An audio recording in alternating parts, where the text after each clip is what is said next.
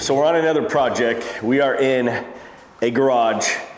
The twist on this project is the reason why we want to come out and film is filmed a lot of garages, but it is winter time. So it is, I'll show you on my phone. It's 33 degrees out, super cold. I'll open this door, let you guys see. I'm gonna keep this open just for a minute, but I want to show you something. So people always wonder if they can coat during winter time. Absolutely. We got guys that coat projects all through winter. There's just different things that you want to do. You want to try to heat up those rooms, those areas that you're coating, get them as warm as you can. We got heaters in here. So, and we've had this door open most of the day while shot blasting. We had Brian come out, shot blast it for us. Trey hit all the edges. So it was actually warmer in here before we did that. But if I temp this garage floor, it's showing 54 degrees. And then if I go out here where no heaters have been, just the outside, it's showing 38 degrees, the concrete. And so it's obviously warmer. The temperature inside the room is probably warmer than that, but the slab is a lot warmer than outside because we've had heaters going in here. And so these are just the simple heaters they got for us. We got one right here. And this one just got fired up. We actually only had this one going right here. And when we came in, it was pretty warm in here this morning, and it's almost 2 o'clock and it's still 33 degrees. So this morning it was even colder. Obviously it gets colder at night, and these heaters kept up really, really good. And so that's really the key to coating in the winter, is warming up your rooms. You're never gonna get the concrete slab as warm as the temperature in the room, but the slabs will always be colder just because they're on the ground. But again, if we're coating over a 51, 55, if we leave these heaters in here all night, I bet we can get this slab up to like 60 degrees. That's really good for 30 degree, 25 degree temps outside. And so that's the ticket. We go over this in the academy, but see how we got the garage door off the ground with just 2x4s, 2x6s. Here's our transition joint. We cut the transition joint, right? So we have a nice thick edge so nothing's gonna chip on that edge. We taped it off already. And then now the door hits on that, it doesn't go to the floor. We can tape up the outside and seal up all the seams with tape. That's gonna hold all the temps in. That's gonna minimize, airflow coming in from outside. And then you're just doing all your mixing. Everything's happening inside the house. So if you're doing that, the other thing is you want to make sure you have thick plastic down. Make sure you're not getting any epoxy, any messes inside their house.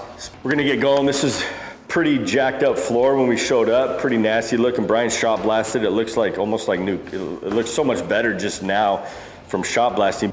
And then Trey hit all the edges. These were all hit by the grinder. Same thing. We're getting past that cream layer. Trying to scuff up the slab best that we can to create that porous profile. And so what we're doing now, we're gonna be using our crack repair, which is the dual cartridges. It's a fast cure product. It's really nice for winter times, especially if you wanna get in and out. And so the process on that is we wanna fill up these saw cuts, 1/4 inch to the top with sand. And then we just fill this up. Doesn't have to be perfect because we're going to run through with a broom and get it down kind of to the right height. But this will help, not make a mess by just dumping piles out everywhere. If I wanted more to come out, I could open up the spout bigger. But it doesn't take long to do this.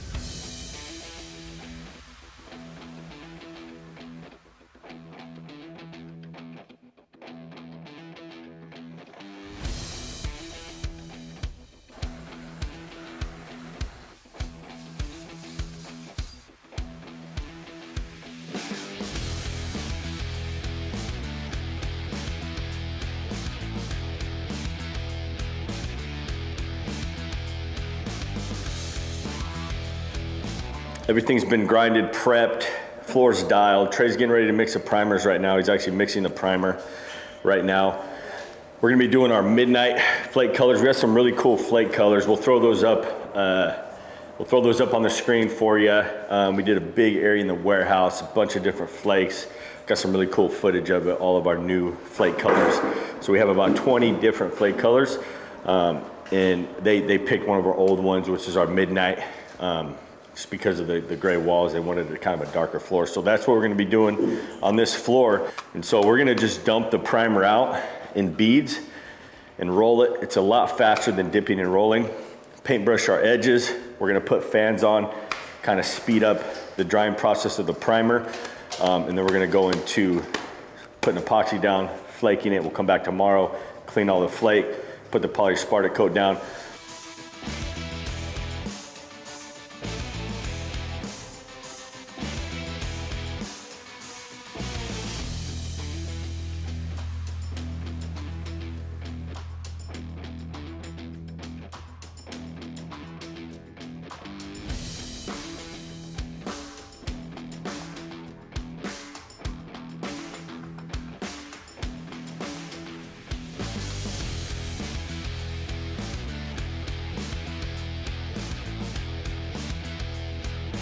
All right, so we're mixed. Biggest thing, guys, get the stuff out of the buckets.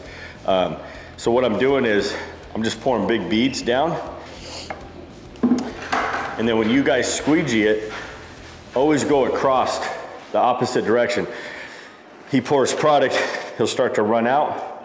By about the time he runs out, boom, he hits another bead of product.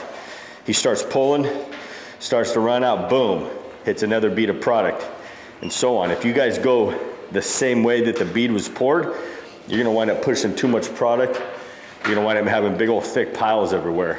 So by going the opposite direction of the bead that you poured, it's really easy to spread it out quick.